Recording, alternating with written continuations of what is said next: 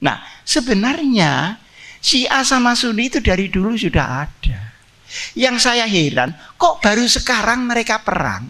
Itu yang memerangkan siapa? Tapi alhamdulillah orang NU itu tenang, sebab tidak ngerti apa-apa. Datu.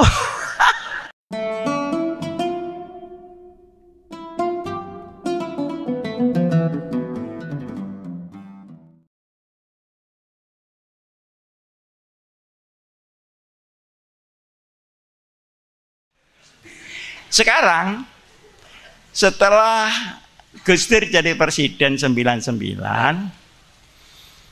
ini ada peristiwa besar di dunia dan ada peristiwa besar di Indonesia. Nah, ini dua.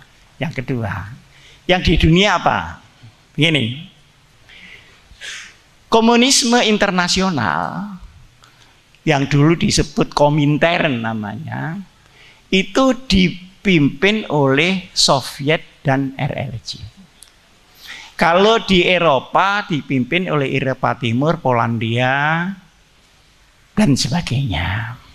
Nah, blok Barat ada blok sendiri dipimpin oleh Amerika.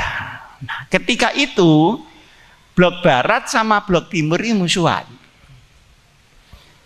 Nah, komunisme lahir itu tahun 1922. 4 tahun sebelum lahirnya Nahdlatul Ulama. Tapi 8 tahun setelah lahirnya Muhammadiyah, lahirlah di dunia ini komunisme. Nah, bergerak begitu dahsyatnya, ratusan ribu orang mati di seluruh dunia. Akhirnya tahun 1992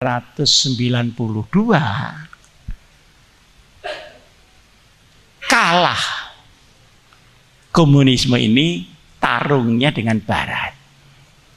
Nah, kekalahan ini bukan dengan senjata. Kekalahan ini dengan merubah mindset, merubah cara berpikir. Kalau bahasa Arabnya ghazwatul fikr, perang pemikiran. Jeblok di situ jatuh yang namanya Soviet, karena banyak orang Barat yang menjadi ketua Partai Komunis di Cina, namanya Deng Xiaoping. Yang di Soviet Gorbachev. Yang di Eropa Barat namanya Lech Wałęsa, rontok. Nah, ketika rontok, dalam hati saya tahun berapa itu? 92. Alhamdulillah musuhi wong Islam karek siji. Muga-muga sing siji nang mati, ngono dalam.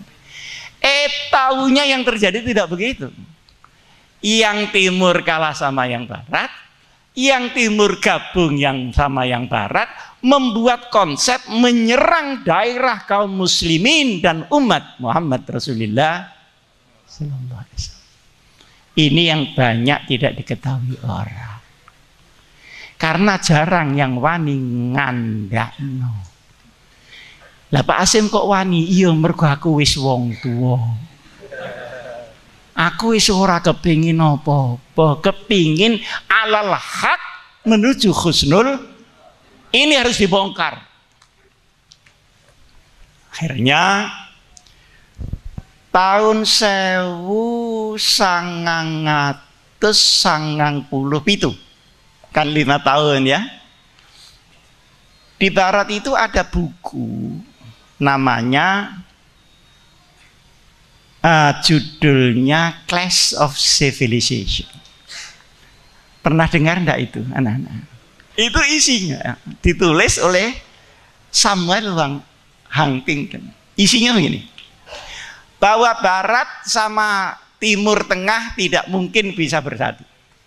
Isi ini kata perang. Jadi menurut saya itu bukan clash of civilization, tapi clash of interest and proxy war. Nah, menurut saya ini buku bukan menjelaskan, ini mengancam. Apa yang terjadi? Tahun 2001 New York dibom. Dengan Pentagon di Washington juga dibom. Akhirnya WTC dibom sama Pentagon. Nah, diputuskanlah yang ngebom ini Al-Qaeda. Mbah piye carane Baksul Masail saya tidak tahu. Nah, ini Baksul Masail, apa yang membahas sendiri Masail nanti kan tidak tahu. Pokoknya ini kelakuannya Al-Qaeda. Tapi yang diserang bukan ke Al-Qaeda loh Bu, Irak. Padahal Al-Qaeda itu tempatnya di Afghanistan. Nah, Irak itu diserang 2 kali. Diserang pertama kali tidak jatuh, diserang militer 2 kali baru jatuh. Maka digantunglah Saddam Hussein. Karena Saddam Hussein itu setiap kota membuat patung dirinya, nuding-nuding ke Israel begini. Itu mangkel wong Israel itu. Mesti dikenek-kenek Israel. Iki njaluk dijantur kira-kira ngono itu. Nah, tidak berhenti di situ. Ada lagi namanya Arab Spring. Arab Spring itu menggasaknya tidak dari militer, tetapi dari persepsi pemikiran tadi. Kalau ini diktator ya dikasih demokrasi, kalau ini misalnya melarat ya dikasih duit. Yang penting ada pemberontakan di situ. Nah, kemudian setelah berontak, finishingnya tetap dari barat. Dah. Yang paling menyedihkan adalah Syria, Pak. Irak itu tempatnya sejarah Indonesia. Semua gedung-gedung Aturos, semua apa itu buku-buku, kitab-kitab khazanah dibakar semua di sana. Tetapi kalau Syam itu tempatnya ulama kali berdunia, dan itu ulama ahli sunnati wal jamaah. Sekarang ini yang menyerbu bukan barat atau timur, tapi barat sak timurnya, kulon saetane. Maka 250.000 orang meninggal, kemudian yang 100.000 mengungsi dan terlunta-lunta di mana-mana. Tidak pernah Islam mengalami kesedihan seperti ini semenjak zaman Nabi besar Muhammad sallallahu alaihi wasallam. Nah, pertanyaannya sekarang, mungkinkah kesengsaraan ini masuk di Indonesia? Mudah-mudahan tidak mungkin. Tapi siapa yang menjamin tidak mungkin? Siapa yang menjamin? Kenapa? Persis tahun 2001 itu juga, waktu dibom di Amerika, di Indonesia ini Undang-Undang Dasar 45 kita diubah, Pak. 4 kali diubah. Setelah 4 kali diubah, semua orang, semua ideologi, semua peta-peta politik, peta ideologi, radikalisme, teror masuk secara bebas. Dengan dilindungi yang namanya HAM. HAM itu singkatan hamburger. Dah. Maka kalau dulu zaman Pak Harto itu kita hanya ketemu Muhammadiyah. Sekarang Syiah sudah di sini, Khawarij juga di sini, lalu Khilafah juga di sini, kemudian mana itu yang Mesir itu, Ikhwanul Musliminnya di sini, Wahabiyahnya juga di sini, dan mulai menggusur orang NU dan mulai menggusur sekolah-sekolah NU. Padahal mereka itu datang ke sini tidak hanya membawa agama, tetapi membawa sistem politik masing-masing. Nah, ini yang saya sebut transnasional. Nah, sistem politik mereka itu kalau dibawa ke sini bertentangan dengan Pancasila dan Undang-Undang Dasar 45. Di sini sebetulnya. Tinggal siapa yang mau menyalakan korek api sekarang. Kenapa dibebaskan? Dibebaskan itu ada suudzon saya, ada husnuzon saya. Husnuzon saya adalah Indonesia ingin demokrasi. Tapi suudzon saya, kok semua yang bertentangan dipersilakan berkembang? Apa menunggu besarnya supaya berkelahi masing-masing kelompok umat Muhammad Rasulullah sallallahu alaihi wasallam? Jadi saya bisa husnuzon. Saya kan sering ketemu Pak Polisi. Saya keseringan Bu Polisi. Bu, Pak Polisi, ini bahaya loh. Apa Pak Hasyim yang bahaya? Syiah itu kalau masuk itu memang sabar. Tapi kalau dia sudah sama besarnya dengan Sunni, dia pasti mengadakan perlawanan. Itu yang terjadi di Yaman Utara, yang terjadi di Yaman Selatan, yang terjadi di Turki, yang terjadi di negara-negara Teluk, dan yang terjadi juga di Syria sekarang. Karena penduduknya Sunni, presidennya Syi'i, bantur terus. Nah, sebenarnya Syiah sama Sunni itu dari dulu sudah ada. Yang saya heran, kok baru sekarang mereka perang? Itu yang memerangkan siapa? Tapi alhamdulillah orang NU itu tenang, sebab tidak ngerti apa-apa. Datu wong tenang itu kan ono loro, ono karena takarub kepada Allah, ono sing mergo gak ngerti urusan. Iki ono ngene ono ngono cara jawane ngono lho. Dadi yo sakinah mawaddah wah Masya Allah. Nah, sing teriak-teriak begini cuman saya. Lah kan kesel saya. Mana yang lain? Mana partai-partai politik yang berdasarkan Islam? Mana pengurus besar kita? Kenapa itu semuanya tutup mulut terhadap keadaan yang seperti ini? Lalu saya ini ijtihad pribadi, wis mbak bener mbak salah. Pokoknya ini umat Islam ini harus dikhitohkan. Sebab kalau tidak, pasti ada tangan jahil yang mempertentangkan mereka. Satu ketika pimpinan Hizbut Tahrir, pernah dengar Hizbut Tahrir apa enggak? Nah, datang ke rumah, gelisah dia. Rupanya sudah kroso iki apa ya dihantumi wong akeh, kira-kira ngono. Jadi orang yang datang ke saya itu golongan sambat dok. Ini ono duit gak kira teko ning nggonku. Nah, datang ke rumah. Gimana Pak Hasyim? Gini saja Pak Ismail. Pak Ismail kan ketuanya. Sudahlah, sampean kalau di Indonesia ndak usah membawa khalifah, ndak usah membawa anti NKRI, anti Pancasila. Nanti sampean repot di jalan. Satu. Yang kedua, kalau sampean repot, yang dibenturkan sampean itu loh mesti sesama umat. Banser lah, kokam lah, gitu. Kan tanda-tandanya sudah ada, bener enggak? Ada.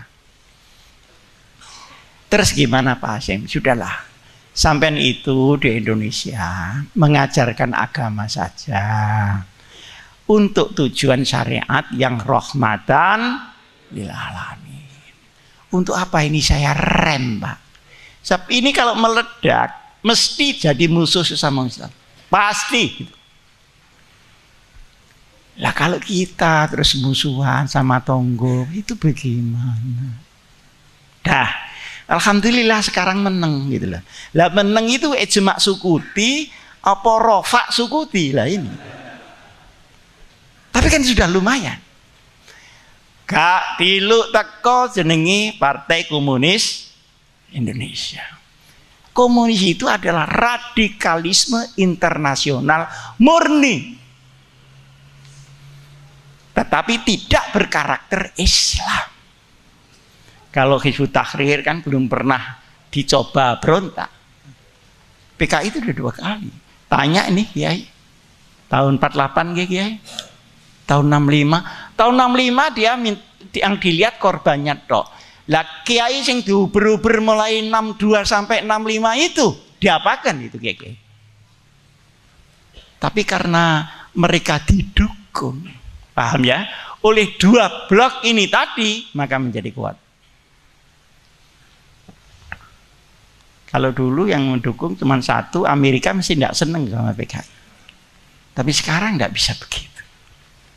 Saya tanya Pak Polisi, ini kok tidak dicegah kenapa? Payung hukumnya tidak ada Pak Hasyim. Oh iya, tidak salah polisinya. Jadi polisi itu, nek mau ada orang bentrok, itu tidak boleh dicekel nek gurung saling pentungan.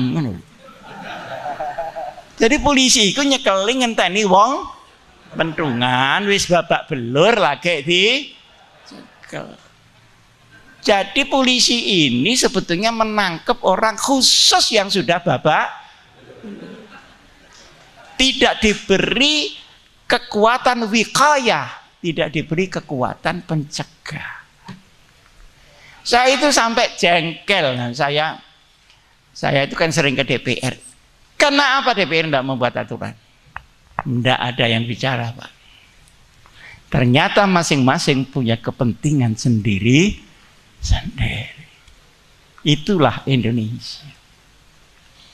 Jadi saya juga heran kalau ada Banser marah-marah sama Hizbut Nasir, Hizbut Tahrir, ya memang salah dia selama membuat khilafah, kan salah dia menentang Pancasila. Bangsa kita ini mengerti dari mana Pak?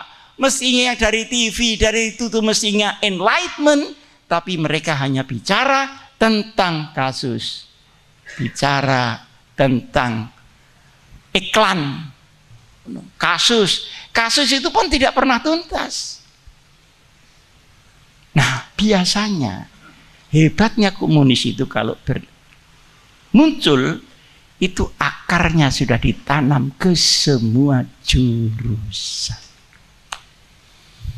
Oleh karenanya kita mempunyai radikalisme di kalangan umat Islam, tapi kita juga mempunyai radikalisme di luar umat Islam, dan itu sudah nyampe di sini. Coba sekarang saya baca koran, menteri ini tidak cocok sama menteri ini soal statement terhadap komunisme. Ini kan sudah kelihatan kalau retak-retak ini semuanya. Nah, oleh karenanya apa yang harus kita lakukan supaya tidak dawa-dawa ini? 1, kula nyuwun kiai-kiai sing kagungan pondok, bocah-bocah santri sing pun kelas 6 terakhir, diutus mulang ngaji ning langgar-langgar. Didum kiai, langgar kono sopo, langgar kono, masjid kono, supaya masjid dan langgar ada pengajiannya. Sing ndek-ndekan ae Sulam Taufik, Safinatun Najah, Aqidatul Awam, Al-Azkar, tafsir jalan lain, duduk tafsir jalan lain. Nah, untuk menutup radikalisme dari akarnya. Mereka masuknya dari itu. Yang kedua, kalau ada bentrok atau akan bentrok, awas, jangan dilayani bentrokan itu. Misalnya ono PKI anu apa kaos, ya jarno sing bagian ngurusi kaos ae. Awak bagian sholawat nari aja. Silakan. Itu harus dicegah. Nah, kalau kita yang diganggu harus konsultasi sama aparat. Kenapa? Takut nanti kalau sampai tandangi dewi bentrok, maka musuh yang sesungguhnya dari umat Islam ini akan hadir di Indonesia dengan kekuatan luar biasa. Innal muluka idza dakhalu qaryatan afsaduha Wa ja'alu a'izzata ahliha azilla. Wa kadzalika yaf'alun. Jadi mari kita alaikum anfusakum. La yadurrukum man dhalla idza. Dulu hitungan kita itu pasti kalah. Tapi alhamdulillah Allah menyelamatkan kita. Nah, keselamatan itu dari mana? Dari keikhlasan dan dari perjuangan. Semoga Allah melindungi kita sekalian. Aqulu qouli hadza wa astaghfirullah li wa lakum. Assalamualaikum warahmatullahi wabarakatuh.